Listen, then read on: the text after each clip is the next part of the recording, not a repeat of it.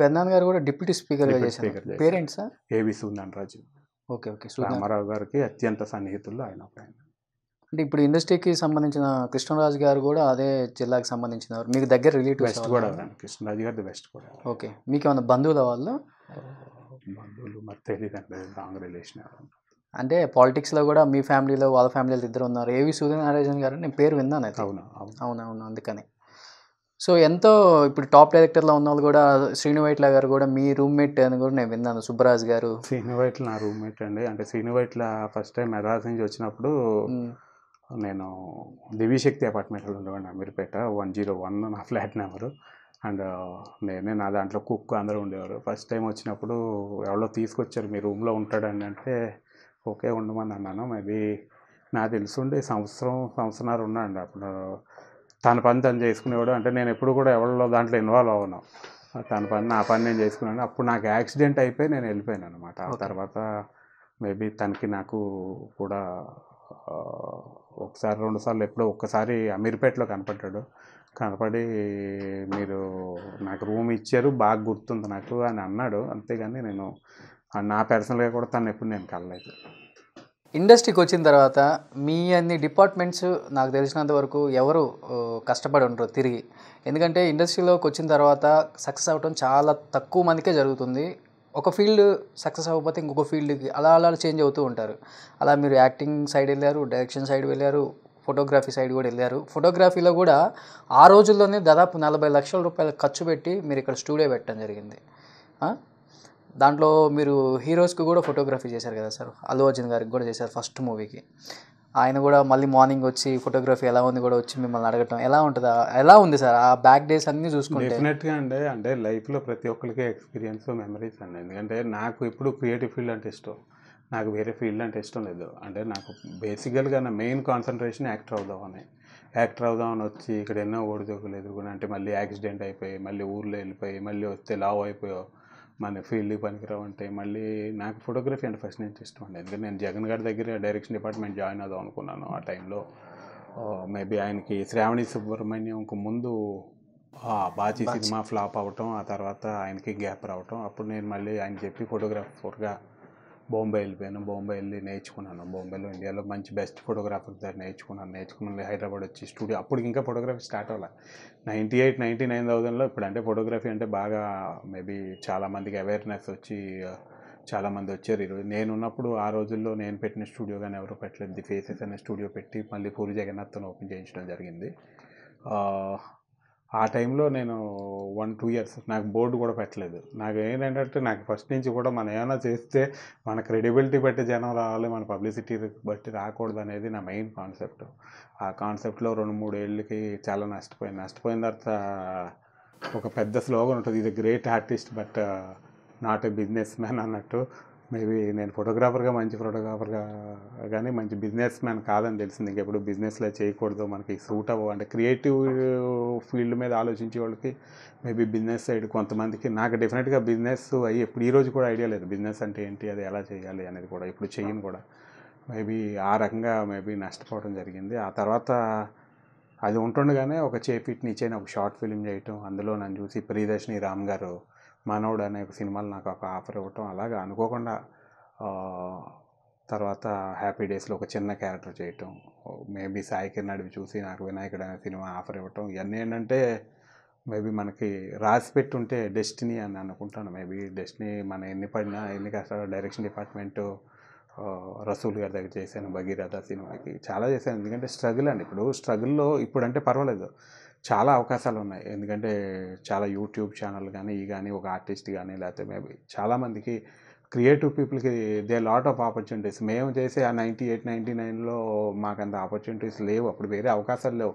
TV కూడా మీకు ఆనట్లే. అప్పుడు శిల్ప ఇల్లు వాళ్ళు కొంతమంది చూస్తే అయ్యేనట్లు ఉండేవారు. కొత్తగా ఎంటర్ అవడానికి కొత్త కాన్సెప్ట్లు లేవు. ఆ అవకాశాలు చాలా తక్కువ. అలాంటి అవకాశాలు తక్కువ ఉన్నప్పుడు డెఫినెట్గా మళ్ళీ మనకి క్రియేటివ్ ఫీల్డ్ అంటే ఇంట్రెస్ట్ కాబట్టి ఏదో ఒకటి చెయ్యాలి కాబట్టి మేబీ డిఫరెంట్ సెక్టార్స్లో వర్క్ చేయడం జరిగింది. అండ్ మీరు ఫోటోగ్రఫీ స్టూడియో పెట్టినప్పుడు కూడా బన్నీ గారికి గంగోత్రి ఫస్ట్ సినిమా కూడా మీరే ఫోటో షూట్ చేశారు. అవును, ఆయన కూడా మార్నింగ్ వచ్చి గంగోత్రి ఫస్ట్ షూట్ మేము చేసామండి. చాలా పెద్ద హిట్ అయింది ఆ సినిమా. అల్లు అరవింద్ గారు అందరూ వచ్చారు స్టూడియోకి. అండ్ నెక్స్ట్ డే మార్నింగే బన్నీ వచ్చి అండి నా ఫోటోలు చూసుకోవాలని ఉందంటే అప్పుడు ఇంకా ప్రింట్కి ఇచ్చేయండి వస్తాయని చెప్పాను. అది ఒక మంచి ఎక్స్పీరియన్స్ అయితే ఫోటోగ్రాఫర్. ఎలా ఉంటుంది సార్? అంటే ఆ రోజున ఒక స్టార్ హీరో అవుతారని తెలియదు ఆయనకు కూడా. ఫస్ట్ పిక్చర్ మీరు ఫోటో షూట్ చేశారు. ఈరోజు ఒక స్టార్ హీరో రేంజ్కి వెళ్ళిపోయారు ఆయన. డెఫినెట్గా స్టార్ హీరోనే. ఏ రోజైనా కానీ ఇప్పటికి అప్పటికి మీతో ఆ రిలేషన్ ఉందా? అంటే కలవటం కానీ మాట్లాడటం అంటే కానీ? మామూలుగా ఎప్పుడు కలిసినా నేను వాకింగ్లో కేబీఆర్లో కలిసినా లేకపోతే బయట ఎక్కడ కలిసినా బాగా మాట్లాడతాడు బన్నీ. చాలా నైస్ పర్సన్, మంచి ఆర్టిస్టు. అంతకన్నా మెయిన్ డెడికేషన్, తనలో ఉన్న డెడికేషన్ నాకు బాగా నచ్చుద్ది. అతను ఆర్టిస్ట్, వెరీ డెడికేటెడ్. డ్యాన్సులు కానీ. అండ్ ఈరోజు సరైనోడు చూస్తే సరైనోడికి మీకు కొన్ని లక్షల హిందీలో, తెలుగులో కాకుండా నేషనల్ వైడ్ హయ్యెస్ట్ యూట్యూబ్ ద్వారా ఉన్న క్లిక్స్ తనకున్నాయి. Is a very good artist అంటే. అండ్ కష్టపడతాడు.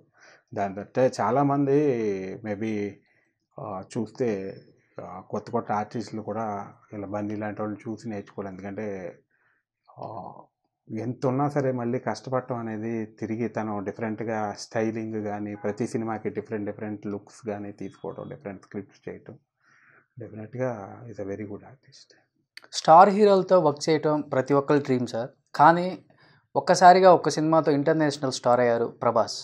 సో అలాంటి ప్రభాస్తో వర్క్ చేయాలని ప్రతి ఒక్కరు కూడా అనుకుంటున్నారు ఇప్పుడు. అంటే not only Telugu industry, every industry work with Prabhas అని చెప్పి చాలామంది డ్రీమ్స్ ఉన్నాయి ఇప్పుడు. అలాంటి వ్యక్తితో మీకు మంచి అవకాశం వచ్చింది. ఇప్పుడు ఆయన నటిస్తున్న ఒక కొత్త పిక్చర్లో కూడా మీరు మంచి రోల్ చేస్తున్నారు, ఆయన ఫ్రెండ్ రోల్ ఐ థింక్. ఎలా ఉంది ఇప్పుడు ఇంటర్నేషనల్ స్టార్ అయిన తర్వాత ప్రభాస్ గారిలో ఏమైనా మార్పు చేర్పులు వచ్చాయా, లేకపోతే పాత ప్రభాస్ అలానే ఉన్నారా? చాలా మంచి ఎక్స్పీరియన్స్ అండి. నేను ప్రభాస్తో నేను మిస్టర్ పర్ఫెక్ట్ అనే సినిమాలో ఒక చిన్న రోల్ చేశాను. చాలా చిన్న రోల్, అంటే క్లాస్ రూమ్లో పాత ఫ్రెండ్ కింద ఒక షార్ట్ 2 షార్ట్లో ఉంటాను. అది ఫస్ట్ టైం నేను ప్రభాస్తో చేయటం. అండ్ ఆ తర్వాత రెగ్యులర్గా వెళ్ళి ప్రభాస్ని అప్పుడు కలుస్తూ ఉండేవాడిని 1, 2, 3 సార్లు. తను ఎప్పుడూ డౌన్ టు ఎర్తే. తర్వాత బాహుబలి తర్వాత స్టార్ట్ అయిన తర్వాత కలలేదు.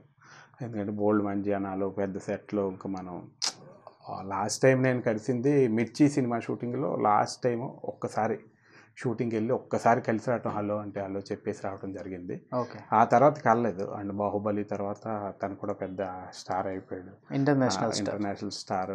కానీ తనలో మటుకు ఏ మార్పు రాలేదండి నేను గమనించింది. అంటే చాలామంది మనం చూస్తాం కానీ అంత పెద్ద స్టార్ అన్న తనకున్న పేషెన్స్ కానీ, చాలా బాగా మాట్లాడతాడు అందరితో, చాలా హోల్ హార్టెడ్గా మాట్లాడతాడు. అవును. మొన్న ఇటలీలో షూటింగ్ చేసినప్పుడు కూడా చాలా మంచి ఎక్స్పీరియన్స్. అన్ని రోజుల తర్వాత కలిసినా కూడా చాలా, అంటే తన పాత రోజులు మర్చిపోలేదు. అదికంటే నేను వేసింది చిన్న పాత్రే అందులో, అది మర్చిపోలేదు. అది కాకుండా ఒక ఆర్టిస్ట్ అంటే తను చూపించే రెస్పెక్ట్ కానీ, తన యూనిట్ ఇచ్చే రెస్పెక్ట్ కానీ, యూవీ క్రియేషన్స్ కానీ చాలా బాగా చూసుకున్నారు. డెఫినెట్గా అంటే ఎంత ఎదిగినా ఒదిగి ఉండాలనే దానికి ప్రభాస్ ఒక ఉదాహరణ. అండ్ డెఫినెట్గా తను ఒక మంచి నటుడే కాకుండా మంచి వ్యక్తి అని నేను నమ్ముతాను. మనుషుల్ని ఎప్పుడు చూసినా కానీ గుర్తుపెట్టుకొని మాట్లాడతారు. అది ప్రభాస్ గారు ఉన్న పెద్ద ఒక ఎసెట్ అని చెప్పుకోవచ్చు. అవును. మొన్న వాళ్ళ పెద్దనాన్న గారి బర్త్డేలో కూడా నాకు వాళ్ళ ఫ్యామిలీ బాగా క్లోజ్. వాళ్ళ పెద్దనాన్న గారు చూసి నన్ను మాట్లాడి ఫోటో తీసి చాలా బాగా మాట్లాడారు. చాలా బాగా. అవును. అందరు తనకి ఆ భేదం. అందుకనే మీరు ఆయనతో వర్క్ చేశారు కాబట్టి అందుకే అప్పటికి ఇప్పటికి ఏమైనా తేడా వచ్చిందా, లేకపోతే అంతే ఉన్నారా తనని అడిగి? సేమ్ అదే అండి, ఏ మార్పు రాలేదు. అదే ఏ చేంజ్ రాలేదు. సేమ్ అప్పుడు ఎలా ఉన్నాడు ఇప్పుడు అలా. సో ఫైనల్గా కృష్ణుడి గారు, ఇప్పుడు మీ రూట్ ఎటువైపు అంటారు? రాజకీయాల్లో యాక్టివ్గా ఉందాం అనుకుంటున్నారా, లేకపోతే యాక్టింగ్ వైపు ఎక్కువగా యాక్టివ్గా ఉందాం అనుకుంటున్నారా? రాజకీయాల్లో ఈ ఎలక్షన్ వరకు మా జగన్ గారు సీఎం అయ్యే వరకు యాక్టివ్గా ఉందాం అనుకుంటున్నాను. మీ సీఎం అంటే నా ఏకైక గోలు జగన్ గారు సీఎం అవ్వాలని. ఆయన జగన్ అనే నేను అనే మాట ఆయన నోటి ద్వారా విన్న తర్వాత అప్పటి వరకు నేను రాజకీయాల్లో యాక్టివ్ ఉంటాను. ఆ తర్వాత నా వర్క్ నేను చేసుకుంటాను. సో మీరు అనుకున్న ప్రకారమే మీ జగన్ గారు సీఎం అవ్వాలి, జగన్ అని నేను ప్రమాణ స్వీకారం మేము కూడా చూడాలి త్వరలో అని చెప్పి మనస్ఫూర్తిగా కోరుకుంటున్నాను. చాలా థ్యాంక్ యూ కృష్ణుడి గారు, ఇంత దూరం వచ్చి ఇంటర్వ్యూ చేసినందుకు కూడా. Thanks sir.